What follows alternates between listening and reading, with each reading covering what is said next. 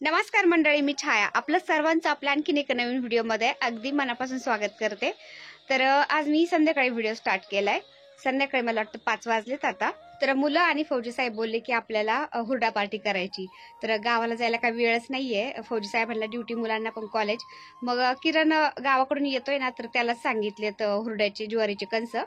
तर हुरडा पार्टी करतोय आम्ही आज, झुणका भाकर आणि हुरडा वगैरे। तर हुरडा पार्टीला बाहेर जसे जातात ना, तशीच पार्टी आम्ही आज घरीच करणार आहेत। तर झुणका भाकर वगैरे सगळं मी पूर्ण थाळी कशी बनवतात किंवा बाहेर गेल्यावर आपल्याला हुरडा पार्टीला थाळी कशी मिळते ते पण मी तुम्हाला आज दाखवणार आहे। तर ती आमची पार्टी आता कशी कशी होते ते तुम्हाला मी पुढे दाखवणारच आहे। तर चला आता मी उजेड आहे तेच कोथमीर काढून घेते, कारण आपल्या गार्डन मध्ये इतकी कोथमीर आली ना। फौजी साहेबांनी झाडांच्या कुंड्यामध्ये कुठं पण असे धने टाकून दिलेत ना, तर भरपूर ठिकाणी कोथमीर आलेली मस्त फ्रेश। तर कोथमीर पण काढते, कढीपत्ता काढते आपल्या गार्डन मधला। तर बरीचशी तयारी करून ठेवते मी, म्हणजे संध्याकाळचं कसं कोथमीर काढता येत नाही, झाडांना हात लावू नये ना त्यामुळं। तर चला कोथमीर काढून घेते।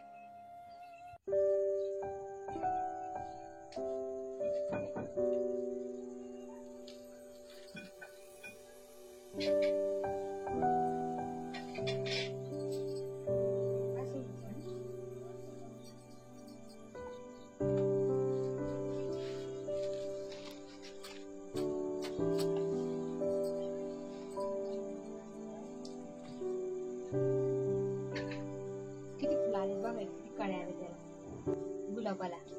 ही कळी, त्यानंतर ही कळी, हे इथं पण कळी आली आणि किती गुलाब फुटलं हे बघा मस्त। इकडे याला पण कळ्या मस्त आल्या, हे बघा छान फुटल्या। आणि कोथिंबीर हे बघा अजून किती आहे, एकदम फ्रेश अशी कोथिंबीर। हे बघा किती फ्रेश कोथिंबीर निघली। आपल्याला झुणका भाकर करायची ना, तर बेसन बनवण्यासाठी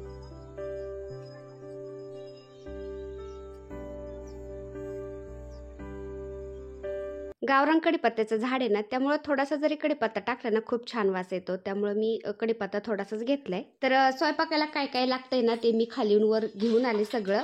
आणि त्यानंतर आता कोथमीर काढली, कडीपत्ता काढलाय, कोथमीर पण निसत बसले मी। तोपर्यंत राजू म्हणला मी तुला लसूण सोलून देतो। आणि राजू बघा आता ते रिपोर्टिंग केले मी त्या झाडाची। झाड दुसऱ्या कुंडीमध्ये लावलंय, ती कुंडी मातीची मोकळी झाली होती ना, म्हणजे टब छोटासा।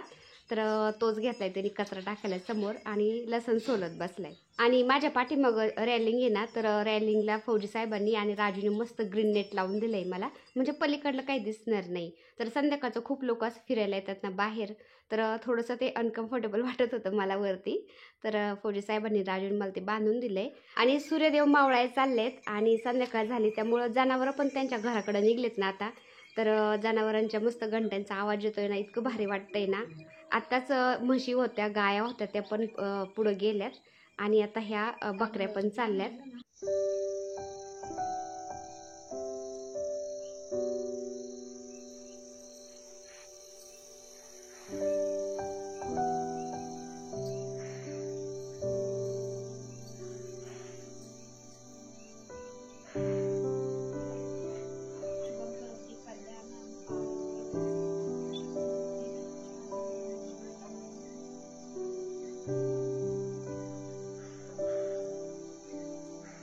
तर पाठीमागं आपण घरीच धूप बनवलेली ना, तर त्याच्यामध्ये आपण हवन सामग्री घातलेली आहे, भीमसेनी कापूर घातलेला आहे। तर असं बरंच घातलेलं आहे ना।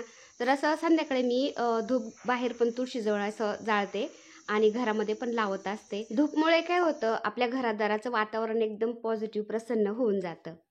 तर स्वयंपाकाची सगळी तयारी करून ठेवली मी, आता फक्त स्वयंपाकाला लागायचंय। पण पाठीमागं एका ताईंनी मला हळदी कुंकाला बोलवलंय ना, तर आधी मी त्यांच्याकडून हळदी कुंकाला जाऊन येते, त्यानंतर आपण स्वयंपाकाला सुरुवात करूया।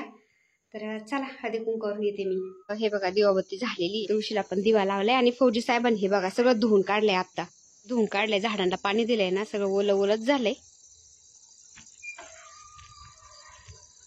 तर आकाशामध्ये मोठी चांदणी किती भारी दिसते बघा। तर हे समोर मोठं जे घर दिसतंय ना, तिथंच आपल्याला जायचंय। अंधार खूप आहे मध्ये, पण मी मोबाईलची टॉर्च लावून आले। तर हे बघा मंडळी, ह्या मोळकर ताई आहेत, यांच्यातच आपण हळदी कुंकाला आलो आज आणि त्यांच्याच जवळ ह्या तांदळे ताई राहतात. तर तांदळे ताईंच्या विषयी पण एक कमेंट होती, सत्यभामा ताईंनी कमेंट केली होती की ताई तांदळे ताई आमच्या इकडल्याच आहेत बहुतेक, तुम्ही त्यांना विचारून सांगा तुमचं गाव कोणतं आहे. तर तांदळे ताई गणेशवाडीचे आहेत ताई. तर मोळकर ताईचं त्यांचं तुम्हाला मी आता थोडक्यात घर दाखवते चला. तर मोळकर ताईंनी त्यांनी खालचं भाड्याने दिलेलं आहे आणि वरती राहतात त्या. तर हे जिन्यावरून चाललोत आपण वरती आता. आणि जिना चढून आल्यानंतर ताईंचा हॉल दिसतोय. इथं हॉलचा दरवाजा आहे, सागाचा दरवाजा आहे, खूप छान आहे आणि तोरण पण छान लावलेलं आहे त्यांनी. एकदम पॉझिटिव्ह वाटते घरामध्ये एंट्री करतात. तर असं म्हणतात ना, ज्याचं अंगण घरदार साफसुथरं स्वच्छ असतं ना, त्या घरामध्ये साक्षात देवी लक्ष्मी भगवान विष्णू वास करतात. तर इतकं पॉझिटिव्ह वाटलं ना मला ताईंच्या घरी आल्यानंतर, खूप छान वाटलं. आणि त्यांनी डेकोरेशन पण मस्त केलेलं आहे. तर डेकोरेशन पण दाखवते मी तुम्हाला. आणि ताईंचं हे टीव्ही युनिट आहे, टीव्ही युनिट पण छान बनवून घेतलेलं आहे त्यांनी, हे पहा. आणि हळदी कुंकूचं डेकोरेशन पण ताईंनी खूप छान केलंय. तिळगुळाने किती छान सजवलंय. मस्त. हे टीव्ही युनिट, त्यानंतर हे पहा सोफा सेट इकडे. सोफा सेट इकडे मस्त आहे. दरवाजाच्या उजव्या बाजूला इथं ईशान्य कोपऱ्यामध्ये मंदिर आहे यांचं, आपल्यासारखंच ईशान्य कोपऱ्यामध्ये. तर मंदिर पण खूप छान आहे. वाव, श्री स्वामी समर्थ.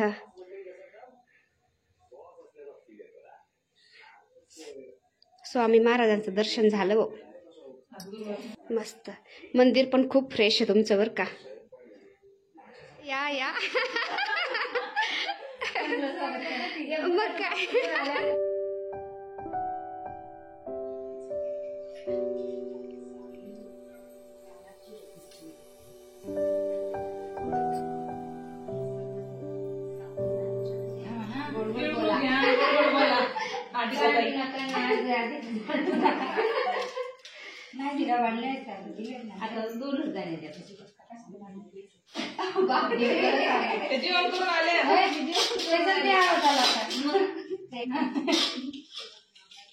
भाजी करायला पडली. हो.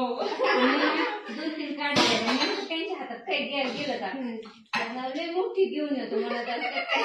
छोटी होती नको. नाही चल मला सोबत चल तू. चल तुम्ही त्याला घेऊन जा. त्यालाच घेऊन जाते आता. चल माझ्या बरोबर चल. हे पा डॉगी डॉन तिकून मला घरापर्यंत सोडवायला आलाय. आणते याला चपाती. थांबा आणते. आणते बाबू.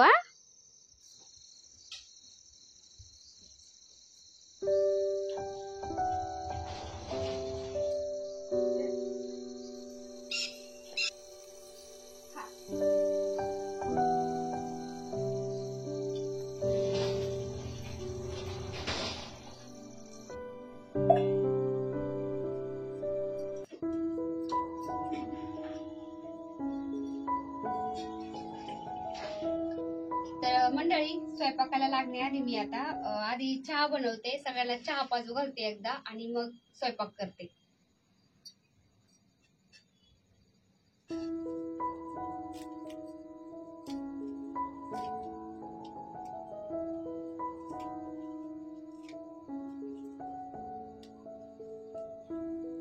आता पातेलं खूप छोटं घेतलं मी चहाला आणि ते काय चुली माळवतच नव्हतं, त्यामुळे मी गॅस ठेवलाय. तर मोठं असं गोल रिंग होतं ना चुलीवर ठेवायचं किंवा शेगडीवर ठेवायचं, तर ते रिंग मला सापडानाच, त्यामुळे मी आता गजच ठेवलाय सध्या. तर उद्या मी ते रिंग सापडून ठेवते आता.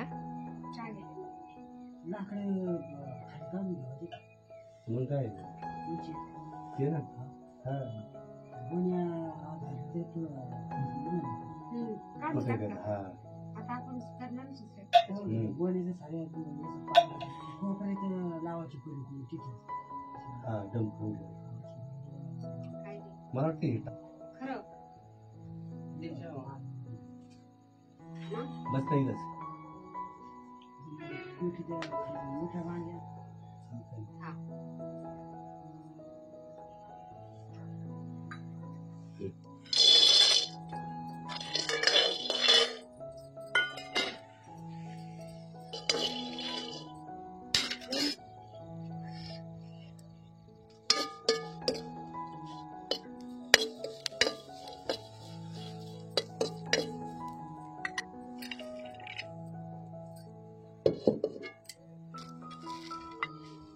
तर हिरव्या मिरचीचा आणि शेंगदाण्याचा खरडा बनवला मी. तर हिरवी मिरची, शेंगदाणे, लसण, मीठ आणि थोडंसं तेल घातले आणि खरडा मस्त ठेचून घेतलाय खलबत्त्यामध्ये. तर असं आबडधोबड ठेचूनच खरडा खूप छान लागतो.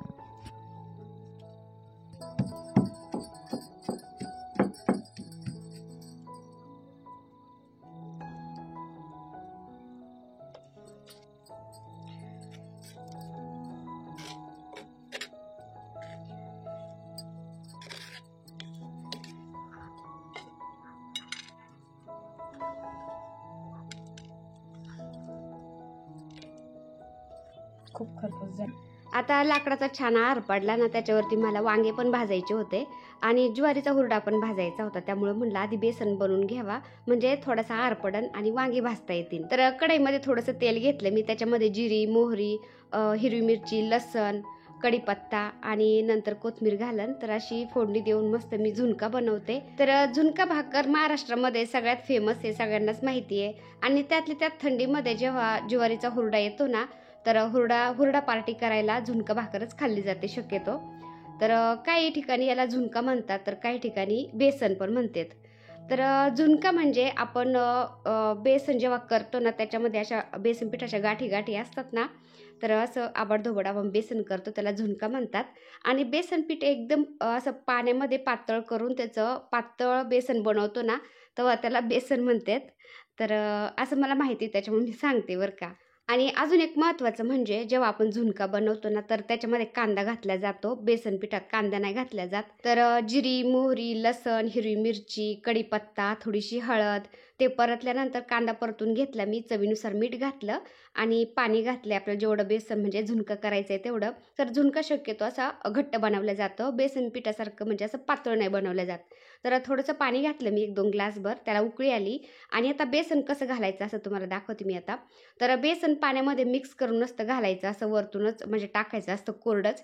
आणि काय होतं मग थोड्या थोड्या गिठुळ्या होतात, अशा गाठी होत्यात बेसन पिठाच्या पाण्यामध्ये ना, मग त्याने काय होतं त्या गाठी गाठी शिजल्या जातात आणि झुणका छान लागतो. आणि पाण्यामध्ये जर मिक्स करून आपण ते पुन्हा त्या गरम पाण्यामध्ये ओतलं ना, तर काय होतं एकदम असं पातळ पेस्ट झाली जाते आपल्या बेसनाची. आणि मग ते बेसन पीठ खायला म्हणजे बेसन खायला चांगलं नाही लागत, तर मुलांना अजिबात नाही आवडत तसं बेसन. तर हे मी हमेशा असंच झुणका बनवत असते गाठीचा. तर बेसन पीठ असं कोरडंच पाण्याला उकळी आल्यानंतर घालायचं, म्हणजे त्याच्या थोड्या थोड्या गाठी होतात. खायला चपाती संग इतक्या छान लागतात किंवा भाकरी संग जरी खाल्लं ना तरी खूप भारी लागतं. त्यामुळे माझ्या मुलांना हे झुणका भाकर किंवा झुणका चपाती खूप आवडती. तर असं पातळ जर बेसन केलं ना, पहिलं लग्नामध्ये करायचे, तर तसं बेसन मुलांना अजिबात नाही आवडत. आता आपल्या गार्डनमधली मस्त फ्रेश मी कोथिंबीर कापून घातली झुणक्यामध्ये आणि आता एक उकळी पण आली याला. तर आता हे पातळ दिसतंय ना, आपण याला झाकून खाली उतरून ठेवलं ना, तर बाकीचा स्वयंपाक उरकूपर्यंत ते एकदम असं घट्ट होऊन जाईल. तर आता मी याला दुसऱ्या चुलीवर उतरून ठेवते, झाकून ठेवून देते आणि बाकीचा स्वयंपाक करून घेते आता. आता मला आरावरती वांगे पण भाजायला घालायचे होते आणि भाकरी पण करायच्या होत्या. आणि वांगे भाजूसर जर थांबले ना, तर स्वयंपाकाला खूप उशीर होईल. त्यामुळे मी ह्या चुलीतले जळते लाकडं पलीकडल्या चुलीत घातलेत. आता म्हणलं तिथं मी भाकरी करते आणि जो आर पडला होता ना, तर त्याच्यामध्ये आता वांगी भाजायला घातलेत. म्हणजे एकीकडं भाकरी चपाती होऊस्तोवर माझे वांगे पण भाजतील भरीत करण्यासाठी. तर चपात्या पण करायच्या होत्या मला आणि भाकरी पण करायच्या होत्या, कारण छोट्या मुलाला आहे ना भाकर आवडत नाही, त्याला चपात्या लागतात. तर त्यामुळं म्हणलं थोड्याशा चपात्या पण करते 4-5 मी, थोडंसंच पीठ मळलं आणि भाकरी पण करते 2-3. तर ह्या चुलीमध्ये मी आधी चहा बनवला होता, झुणका बनवला होता ना, चूल मस्त तापलेली होती आणि आर पडलेला होता ना, तर 4-5 चपात्या होईपर्यंत तर वांगे भाजून पण निघले. हे पहा, आता मी चपात्या झाल्यानंतर त्याच पोळपाटावरती वांगे काढून घेते, थोडेसे थंड होऊन देते, त्यानंतर त्याचं वरचे सालं काढून घेते. तर हे पहा, आरावरती मस्त असे वांगे भाजलेत. तर चुलीवरच्या स्वयंपाकाचा काही आनंद वेगळाच असतो. खरंच ताईंनो खूप भारी वाटतं. स्वयंपाक करायला कंटाळा पण येत नाही आणि स्वयंपाक पण खूप छान झाला जातो. तर आता वांगे भाजून झाले, त्यानंतर मी पुन्हा अलीकडल्या चुलीवरती भाकरी करायला लागले. कारण वांगे भाजून झाले होते आणि आर भरपूर होता ना, तर भाकर भाजायला आर म्हणजे चांगला लागतो. आराशिवाय भाकर अशी खाली भाजता येत नाही ना, त्यामुळं म्हणलं त्या चुलीवरती मी आता भाकरी करते.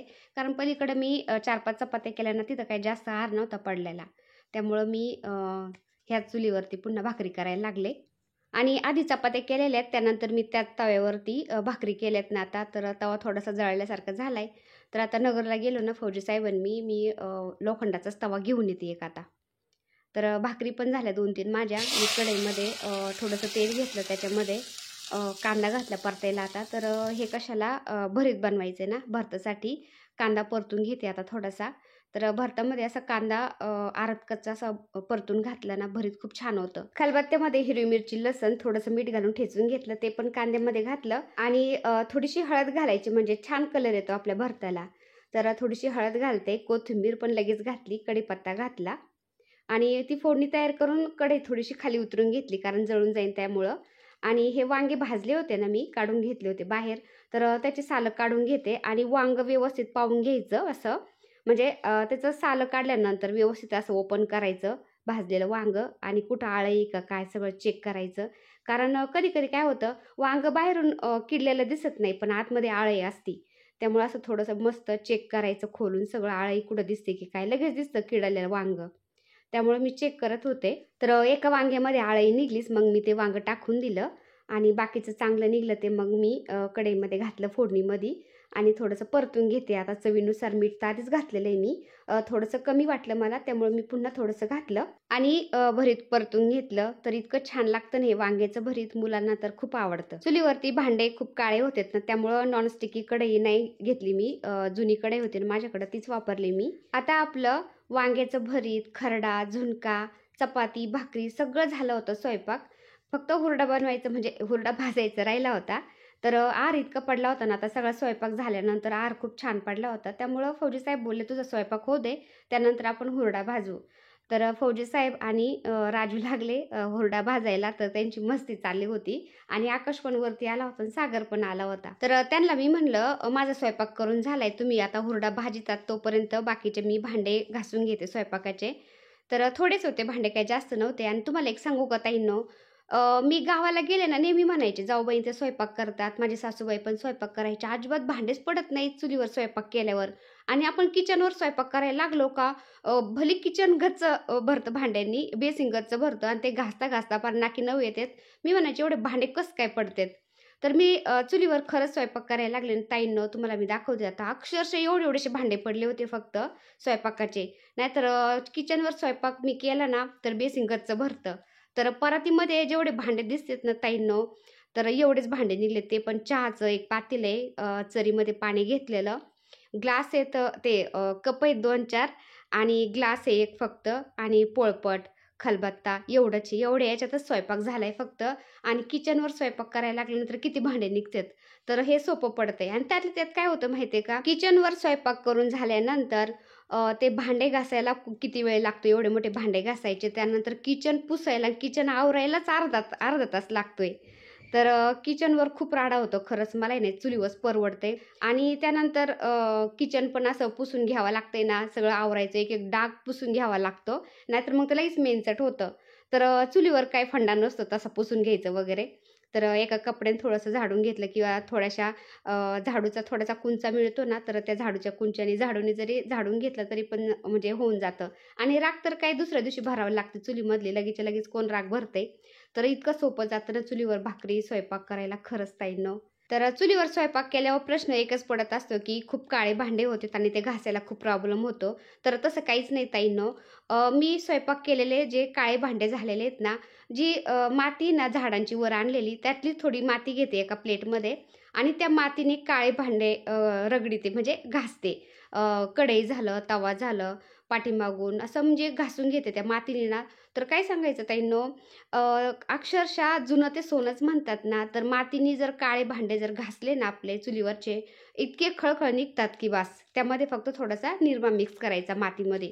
तर मी असंच करते, काळे भांडे वरतीच घासून टाकते, कारण पाण्याचा पॉईंट झाडांसाठी वरती काढलेला आहे टेरेसवरती. तर टप 2 आणलेले आहेत मी टेरेसवर ना, तर काळे भांडे पण मी वरच घासून घेते, खाली घेऊन जात नाही बेसिनमध्ये. त्यामुळं बेसिन पण काळं होत नाही, काहीच नाही. असं करते मी. तर स्वयंपाक करायला खरंच खूप सोपं जातं. त्यामुळं उन्हाळाभर माझा इतका भारी जाणार आहे ना टेरेसवरती. आणि फौजी साहेब आणि राजूने किती मस्त हुरडा केलाय. राजू भाजितोय हुरड्याचे कंस चुलीमध्ये, आणि फौजी साहेब एका दगडाने गोणीवरती ते रगडीत येत, इतका मस्त हुरडा निघतोय ना. तर हुरडा कसा बनवायचा हे आम्ही सगळेच आमच्या घरातले आमच्या तात्यांपासून शिकलो तर आम्ही हुरडा करायचं. तर मला पण हुरडा बनवता येतो, फौजी साहेबांना पण येतो. तर तात्या म्हणजे माझे सासरे. तर माझ्या सासऱ्यांना आम्ही सगळेच घरातले तात्याच म्हणायचो, मुलं पण तात्याच म्हणायचे. तर तात्या आमचे सीझनमध्ये आम्हाला खूप हुरडा खाऊ घालायचे.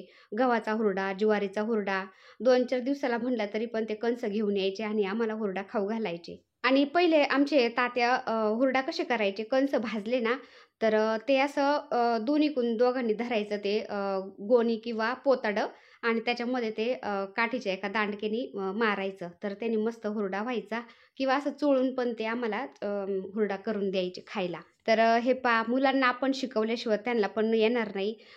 हुरडा फौजी साहेब ते रगडतेत दगडानी गोणीवर, पण मुलांना ते फुकून कसं खायचं ते येत नव्हतं. त्यामुळं त्यांना आम्ही शिकवत होतो, असं फुकायचं, तसं फुकायचं. मग ते फुकून खात होते. तर आपण त्यांना शिकवलं तर ते शिकते, नाही तर त्यांना कसं काय येईल. तर मुलं लहानच होते ना, तेव्हाच आम्ही केडगावला आलेलो होतो. सागर UKGला होता आणि आकाशला तर शाळेत घातलंच नव्हतं. तेव्हाच आम्ही आलेलो होतो केडगावला ना. तर मुलांना गावाकडलं एवढं काही जास्त सांगता येत नाही असं ना, त्यामुळं कधी-मधी असं मुलांना गावाला पण घेऊन जावं लागतं. गावाकडली अशी पद्धत पण दाखवावं लागती. कुठं असं लग्न कार्याला पण मुलांना कधी-मधी घेऊन जावं लागतं, म्हणजे मुलांच्या ओळखी-पाळखी होत्यात. आता बरेचसे नाते-गोते मुलांना सांगता येत नाही गावाला गेल्यावर. तर असं आहे, त्यामुळं आपण जर त्यांना सांगितलं, शिकवलं तर आपली परंपरा ही पुढं पोरं चालू ठेवतील. तर आमचा हुरडा खाऊन झाला आणि आता मी प्लेट बनवली. तर पूर्ण थाळी कशी बनवली मी तुम्हाला दाखवते, सांगते आता. खरडा मस्त चमचमीत, त्यानंतर हे बेसन मस्त आणि हे वांग्याचं भरीत आणि कांदा, भाकरी ज्वारीची आणि चपाती पण. तर आमच्या अक्षर चपाती लागती बरं का, त्यामुळे मी चपाती पण बनवली आणि ज्वारीची भाकरी पण बनवली. कारण संध्याकाळचं हलकी फुलकी ज्वारीची भाकर चांगली असते खायला, त्याच्यामुळे मी बाजरीची नाही बनवली, ज्वारीची भाकरी आणि चपाती. तर अशी थाळी बनवली, तुम्ही बघू शकता. तर याच्यापेक्षा आपल्याला काय पाहिजे, जर कुठं आपण गेलो ना हुरडा पार्टीला किंवा झुणका भाकर खायला, तर असंच मिळतं आपल्याला, बाकी काही नाही मिळत. त्याच्यामध्ये लोणचं असतं, पण संध्याकाळी केले ना मी हुरडा पार्टी, त्यामुळं लोणचं नाही घेतलं मी. एक नंबर.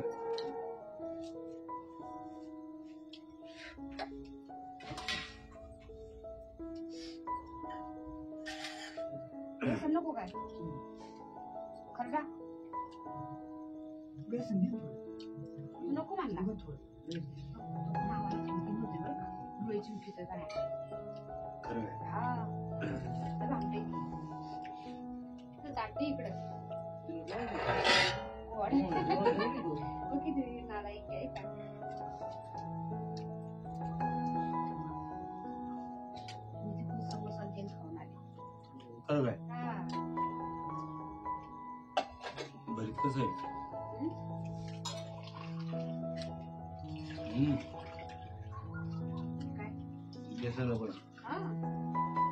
छान झालं ना राजू, आकाश कसं झालं.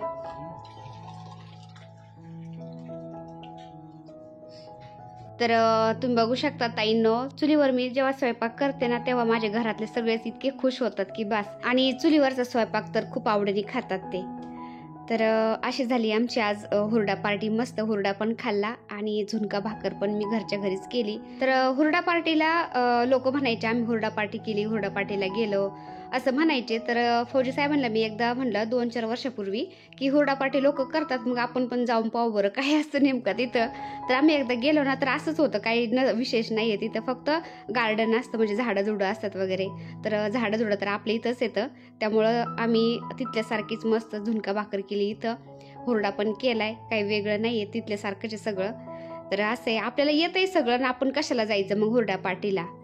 तर मस्त झाली आमची हुरडा पार्टी आज. तर आपली हुरडा पार्टी महाराष्ट्रीयन झुणका भाकर कशी वाटली तुम्हाला नक्की सांगा कमेंट करून ताईंनो.